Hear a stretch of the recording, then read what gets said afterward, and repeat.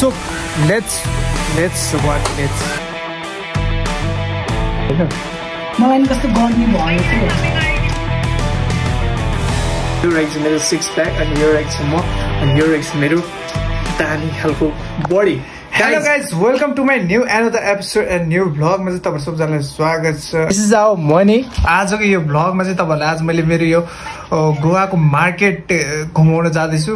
एकदम खतरा प्लेस त भन्नु के हाम्रो नेपालको काठमाडौँ भने जस्तै यो गोवाको एउटा पञ्जिम भन्ने क्षेत्र छ, एउटा क्षेत्र हैन, त्यो क्षेत्रमा चाहिँ म जाँदैछु आज सब्जीहरु किन्नको लागि। आज शपिङ थोडा सब्जीहरु शपिङ गर्नको लागि जाँदैछु मेरो साथी र म। यसले चाहिँ पैसा दिएर केटीहरुलाई पैसा दिइरहेको छ, यसरी पैसा हैन। मलाई कस्तो गर्मी भयो के दामी गर्मी भइरहेछ है तलाई आज। यत्रो एसी बलिरहेको छ त्यही पनि तलाई गर्मी भइरहेको छ हैन त, यत्रो एसी बल्दा बल्दै पनि। अनि आज भोलि चाहिँ मैले एकदमै खतरा तरिकाले जिम गर्न सुरु गरिसकेको छु। पहिला भन्दा जे हल्का चेन्जेस छ मेरो यो बडीमा। यो रहेछ मेरो सिक्स प्याक अनि यो रहेछ म अनि यो रहेछ मेरो दानी खालको बडी। Guys let's go. So let's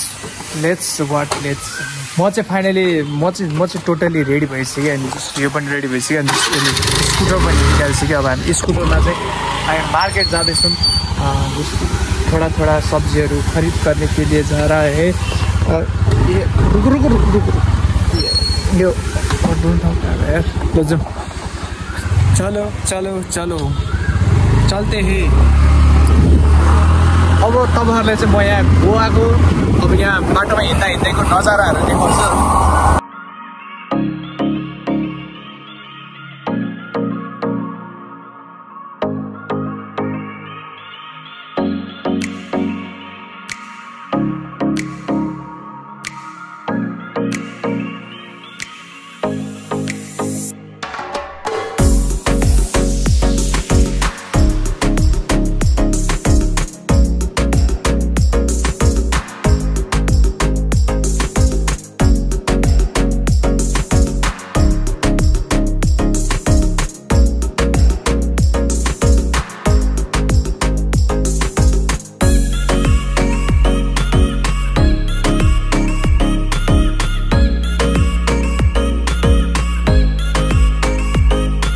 यहाँ पेट्रोल पम्प आइपुग्यो, मैले पेट्रोल हाल्न लागेको, पेट्रोल नपुगेर पेट्रोल हाल्दैछु।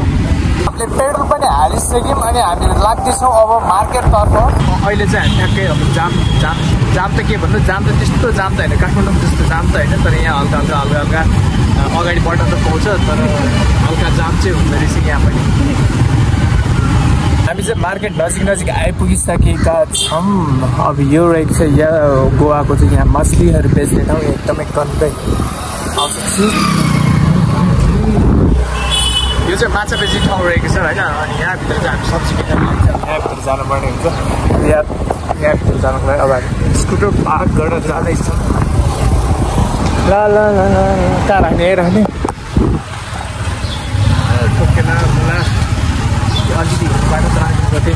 जस्तो अब यहाँ रहेको छ यो हाम्रो स्कुटर पार्क गर्ने ठाउँ त होइन, जस्तो हामीले यहाँ स्कुटर चाहिँ पार्क गरेर अब हामी सब्जी किन्ने ठाउँतिर चाहिँ जानुपर्ने हुन्छ।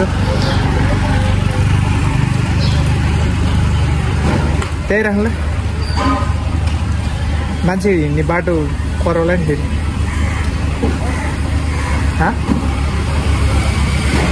कराउँदैन तिनीहरूलाई फेरि मैले क्यामेरा लिएर हिँडेको, तिनीहरूलाई खत्रै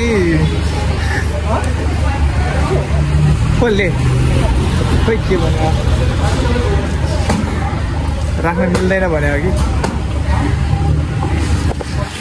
योहरूले चाहिँ के भन्दैछ मलाई थाहा छैन, तर बाइक राख्न चाहिँ मिल्दैन भन्ने कुरा गर्दै थियो होला। तर म I don't care about that. So we are going to for our सब्जी सप जाँदैछौँ हामी सब्जी सपमा। कस्तो हुन्छ थाहा होइन।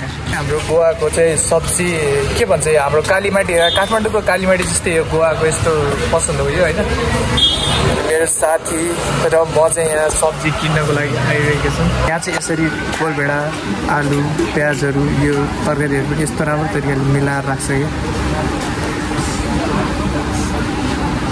नकुहिने तरिकाले त्यो छालर बेल नबनाइकन एकदम मिलाएर राख्दाखेरि चाहिँ के गर्ने यो तरकारी यो कुरा चाहिँ एकदमै राम्रो लाग्यो मलाई यहाँको। हाम्रो बिल पनि आइसकेको छ। हाम्रो यति तरकारीको लागि हामीले 860को बिल तिरेर हामीले अब 1 झोला तरकारी अनि यति लिएर चाहिँ हामी 1 झोला तरकारी लिएर चाहिँ हामी अब घर फर्किँदैछौँ गाइस। गर्मीको दौरानमा यो मार्केटभित्र हामी चाहिँ भौतारिँदै हिँड्दैछौँ दुईजना भौतारी गर्मीको माहौलमा अब हामी त्यस्तो लिन जाँदैछौँ। हामी के भन्दाखेरि मेकअपको सामानहरू हामीलाई नै अलिक मेकअपको सामानहरू चाहिन्छ तर यहाँ दामी के उयो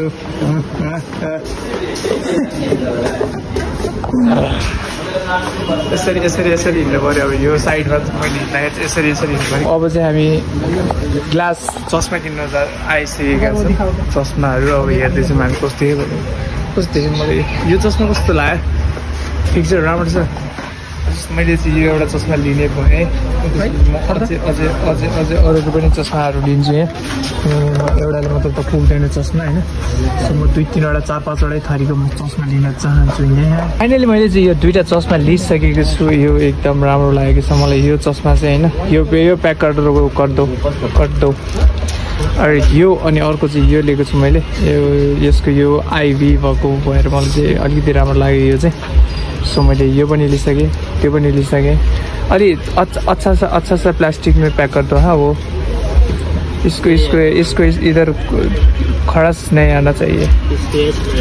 ओके अच्छा सा प्लास्टिक में पैक कर दो। सो गाइस हामीले टोटली शपिङ सेन्टर भ्याएर चाहिँ शपिङ सेन्टर भन्दा पनि यो भ्याएर सबै कुराहरू लिएर भ्याएर चाहिँ हामीले सकिसकेका छौँ। अब जस्ट हामी चाहिँ जान लागेको छौँ घर फर्किँदैछौँ। अनि घर फर्किसकेपछि चाहिँ हामी के गर्छौँ भन्दाखेरि फ्रेस भएर अनि रेडी भएर चाहिँ अब हामी काममा जाने बेला हुन्छ। काममा जाने बेला नि हुन लाग्यो। अनि सो अब हामी जाँदैछौँ र आजको भ्लग चाहिँ यहीँसम्म। र तपाईँहरूले यो भ्लग हेरेर कस्तो लागिरहेको छ कमेन्ट अनि त्यसपछि सेयर लाइक सबै गरिदिनु होला। आजको लागि हाम्रो भ्लग यति नै गाइस। सो कति गरौँ हो यो हेर्दाखेरि मात्र थोरै सामान देख्छ तर यहाँ हाम्रो धेरै पैसाको सामान हो यो।